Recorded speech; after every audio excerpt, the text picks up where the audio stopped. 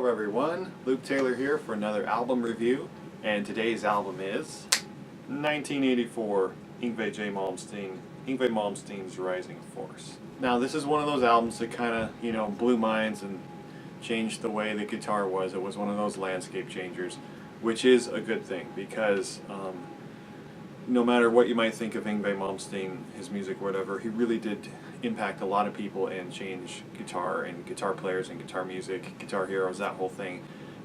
He's pretty much not the one who invented neoclassical guitar, but he's the one that made it what it is now for sure, and he's still doing it today. You might think Ritchie Blackmore kind of invented neoclassical rock, or Uli John Roth, but for my money, this is the guy that made it what it is, and just the way he pioneered it, his fluidity and his technique, his guitar playing will always be one of my favorite and most inspirational. When I was in my early 20s, had his videos and learned a lot of his licks and stuff, and just the way he approached the guitar and his dedication. So he's very much an inspiration to me as far as like being an incredible composer.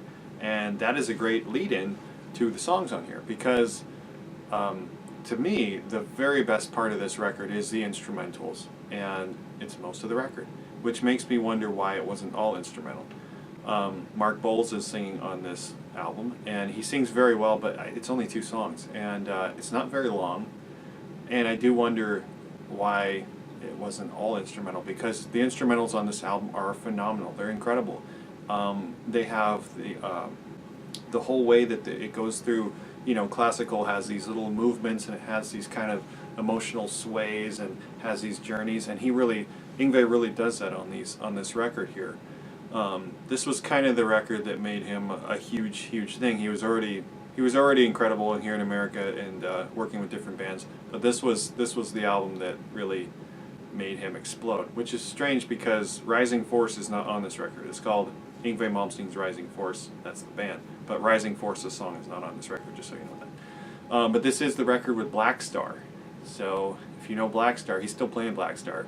If you don't know the song, it's just one of those epic songs, and just I think it's one of his signature songs. He does have quite a lot of them, but Black Star is one of his signature songs for sure. And case in point about what I was saying about the movements and things, it begins with classical guitar, and the classical guitar and the clean, beautiful guitar on this record is amazing. It's absolutely wonderful.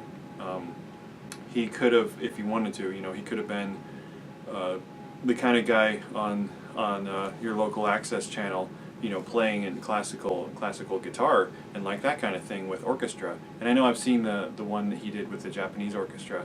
So he really does have that sort of old world vibe and that sort of romantic era, Baroque appreciation, and really is a wealth of musical knowledge.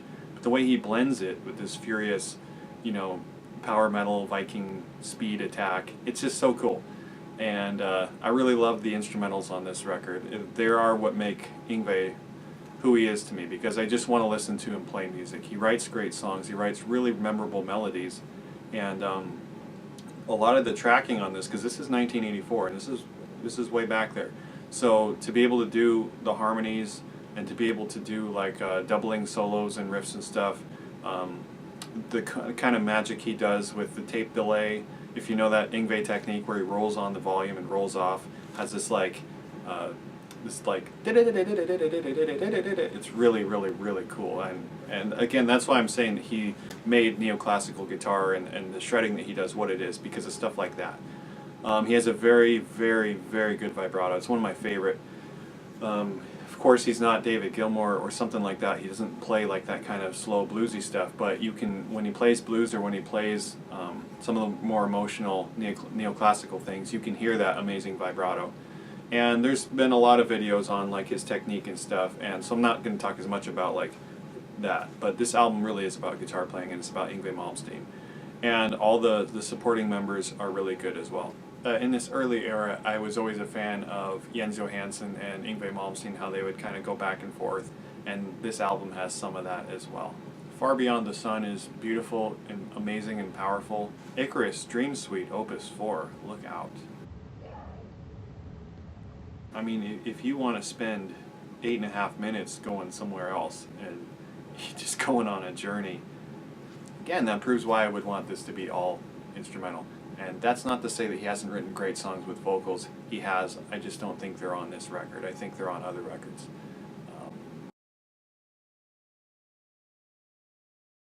You know, in conclusion, if you're looking for a really cool slice of nostalgic Yngwie Malmsteen perfection, just listen to this album and listen. It's not that long, and just check it out and listen to all those little amazing nuances and those over-the-top kind of sweeping passages and just the power and the ferocity that makes him who he is. But really appreciate the beauty and the kind of historical place he's coming from, and just, you know, go along for the ride, the Yngwie Malmsteen ride. You'll really enjoy the kind of direction that he will take you if you devote yourself to his neoclassical pieces. My rating, bronze.